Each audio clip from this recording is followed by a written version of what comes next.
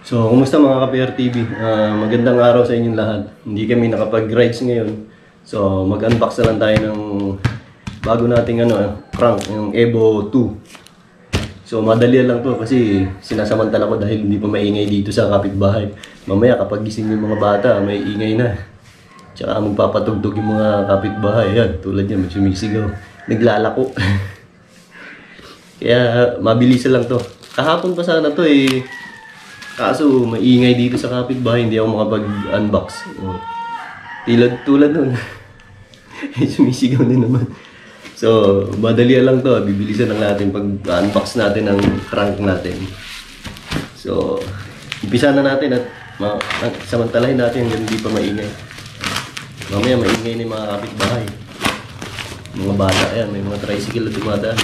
Mahirap talaga mag-video rito kapag nandito sa bahay. Hindi ako makahanap ng tiyempo na tahimik talaga. So ito, balot na balot ha. Galing kay Shopee. Kahapon pa ito dumating eh. Hindi ko nga may unbox kasi maingay. Kahapon ko pa na bubuksan. Hindi ako makapag-video. Oo, double packing siya. So ito yun. Ito na si Evo 2 Sagmit. So ito pala yung kanyang logo, si Seahorse. Yan yung logo ni Sagmit. Seahorse. So ito na.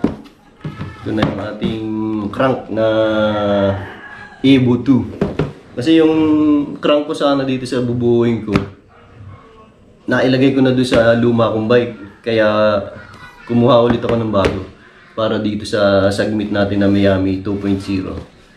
So, mas okay ito kasi Halotech to. Yung kinabit ko dun sa luma kong bike, ano yun, yung Octalink na Acera. Pero okay na rin yun kasi Shimano rin yun. Para magpare-pareho yung yung parts ko dito sa Sagmit na Miami ko frame. Sagmit na rin kinuha kong crank para hindi na siya chop suey, sinasabi ng mga ibang mekaniko. Mas maganda daw kung pare-pareho yung parts. Kasi kung iba-iba, hindi hindi compatible yung mga parts. Kaya minsan yung katulad ng sa shifter, kung ibang shifter mo, mag-iiba daw. Yun ang base sa mga naririnig ko ng mga mekaniko. Kaya mas maganda raw kung pare-pareho yung parts. Kaya ito, pinareho ko na doon sa upkit ko at saka ito, yung crank, para pare-pareho na yung isang brand. Okay naman ito si Sagmit, yung brand na Sagmit. So, let's go. Open na natin to. Open natin to. Chup, chup, chup, chup. Ito nga pala yung niya, yung sizes ng ng crank. Yung haba niya, yung crank arm niya is 170 mm. Tapos yung BCD niya is 41 mm. 41 mm. Tapos yung chain link is 49 mm. So, ito na. Let's go.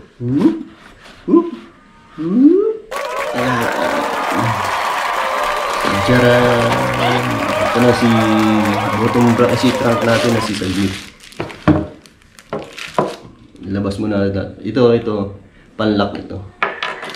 Ito si BB. Buti pa si crank may BB. Ito ay sa yung olive pin sa hydraulic brake. At ito yung crank arm na left.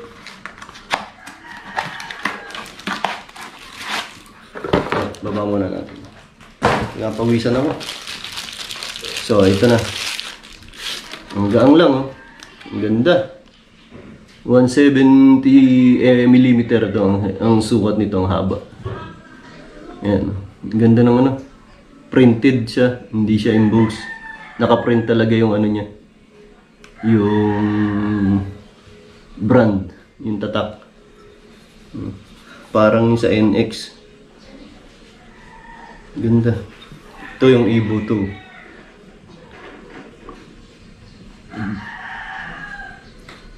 Yan yung crank arm niya na left. At ito naman yung yan.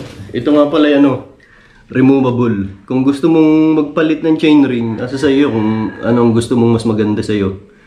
Pwede mong palitan. Ayan, meron siyang Allen wrench na flower to, star.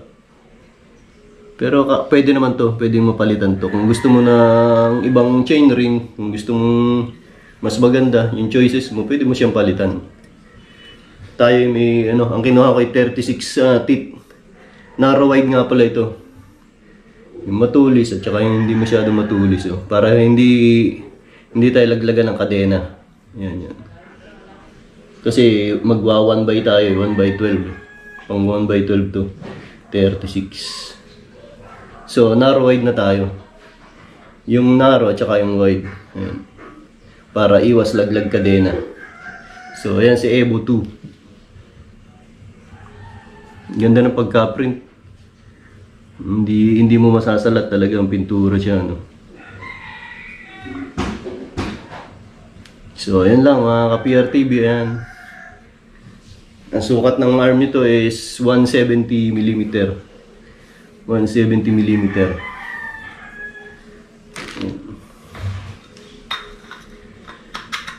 So ito na siya, si crank natin na Submit Evo 2. Evo. So, okay na to para sa akin, para kaysa sa talagang mga branded na Shimano magkano yun. Ito budget lang tayo. Budget crank lang tayo.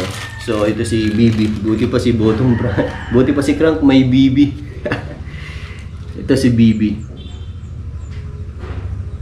May 3 spacer na siya. Ganda, malinis na malinis yung thread niya. Ang gaang. Oh, may na rin, may grasa. May grasa na sa loob. 36 mm. 35, 50. Anong size nitong bottom bracket natin? Si BB. Hindi si BB gandang hari, Buti pa si crank may BB. Ayan, cups. Yung cups nga pala nito sa crank cups may M19. M19 nito. 1.3, 1.37 to 24 and 38. 73 mm. So, ito naman yung pang-lock natin. Pang-lock. Pinapawisan ako mga ka-PRTV. Pinatay ko kasi yung electric fan. So ito lang para sa budget budget crank natin. Kung gusto mo ng budget crank na sapat sa budget mo, ito na lang.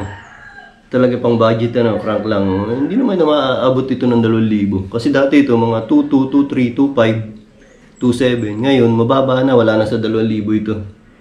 So, kung budget lang talagang kukuhain mo, ito na. Ito na suggest ko sa iyo, 36 teeth yung kinuha ko. Kung gusto kong mababa, may bababa pa rito, may 34, may 32. So, dito lang tayo sa 36.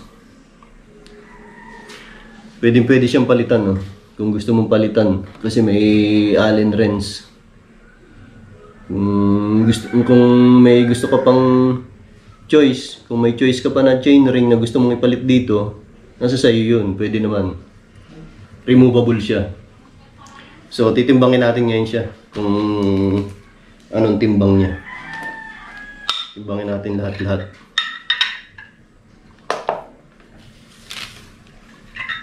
Timbangin natin si crank, si Evo 2, si Evo. Yan. So wala pa 1 kilo.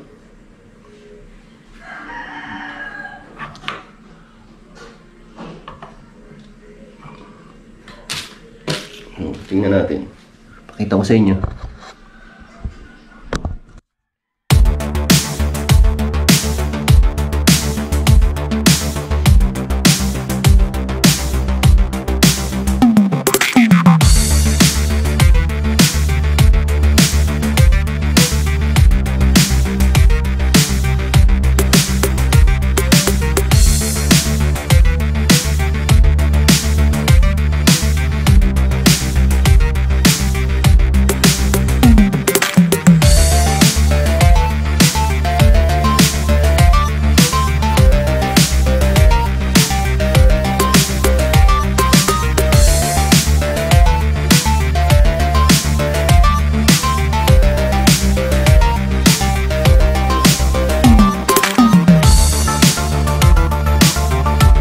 Dito na lang guys. Salamat sa inyong pagsama dito sa akin sa pag-unboxing natin ng crank na Evo 2. So, shoutout sa iyo Chris MTV Vlog.